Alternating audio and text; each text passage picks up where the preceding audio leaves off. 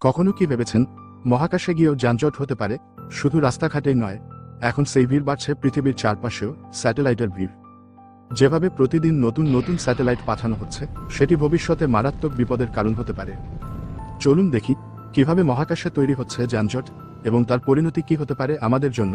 স্বাগতম আপনাকে mystery of the world এপিসোডে। Satellite broom. 1957 সালে সোভিয়েত ইউনিয়নের পাঠানো স্পুটনিক 1 ছিল প্রথম কৃত্রিম উপগ্রহ। তখন কেউ কল্পনাও করেনি যে একদিন পৃথিবীর কক্ষপথে ঘুরতে থাকবে হাজার হাজার স্যাটেলাইট। 2025 সালের হিসাবে মহাকাশে 10,000+ সক্রিয় স্যাটেলাইট কাজ করছে, আর এর সংখ্যা প্রতিদিনই বাড়ছে। বিশেষ করে ইলন মাস্কের স্টারলিংক, অ্যামাজনের প্রজেক্ট কুইপার, এদের পরিকল্পনা কোটি কোটি মানুষের কাছে ইন্টারনেট পৌঁছে দেওয়া। এই সেবা দিতে গিয়ে পাঠানো হচ্ছে হাজার হাজার ক্ষুদ্র স্যাটেলাইট। যানজট কাকে বলে? মহাকাশে যানজট বলতে আমরা বুঝি রাস্তায় গাড়ির জট, কিন্তু মহাকাশে যানজট মানে স্যাটেলাইট ও মহাকাশ বর্জ্যের এমন ঘনত্ব যাতে নতুন যন্ত্র পাঠানো বা বর্তমান যন্ত্রগুলোকে পরিচালনা করা হয়ে পড়ে ঝুঁকিপূর্ণ। লিও বা লো আর্থ অরবিট, যেখানে এই স্যাটেলাইটগুলো থাকে, তার ধারণ ক্ষমতা সীমিত। যদি এই অঞ্চলে অতিরিক্ত ভিড় হয়, তাহলে ছোট্ট একটি সংঘর্ষই তৈরি করতে পারে কেসলার সিনড্রোম, একটি ডোমিনো ইফেক্ট, যেখানে এক সংঘর্ষ থেকে আরও বহু সংঘর্ষ তৈরি হয়। সংঘর্ষের ঝুঁকি ও উদাহরণ: 2009 সালে রাশিয়ার পুরনো স্যাটেলাইট কসমোস 2251 ধাক্কা খায় ইরিডিয়াম 33 নামের এক সক্রিয় স্যাটেলাইটের সঙ্গে। ফলাফল: হাজার হাজার ধাতব টুকরো, যেগুলো এখনও পৃথিবীর কক্ষপথে ঘুরে বেড়াচ্ছে।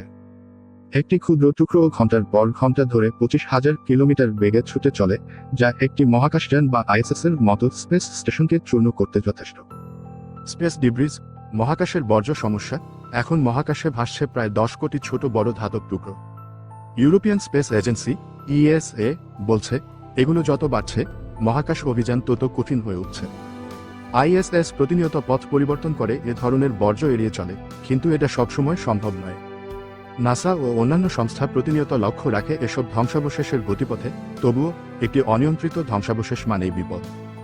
সমাধান কি হতে পারে? প্রশ্ন হচ্ছে, এই যানজট রোধের উপায় কি? স্যাটেলাইট পাঠানোর আগে পরিকল্পনা ও রেজিস্ট্রেশন বাধ্যতামূলক করা। অকার্যকর স্যাটেলাইট নিজে নিজে পুড়ে যাওয়ার ব্যবস্থা বা কক্ষপথ থেকে সরানোর প্রযুক্তি। অ্যাক্টিভ ডিব্রিস রিমুভাল মিশন, যেমন ESAROCLEARSPACE-1 একটি রোবোটিক বাহু দিয়ে ধ্বংসাবশেষ ধরে মুছে ফেলা। তবে সবচেয়ে বড় সমাধান আন্তর্জাতিক নিয়মনীতি ও সমন্বয়, কারণ মহাকাশ শুধু কোনো এক দেশের সম্পত্তি নয়।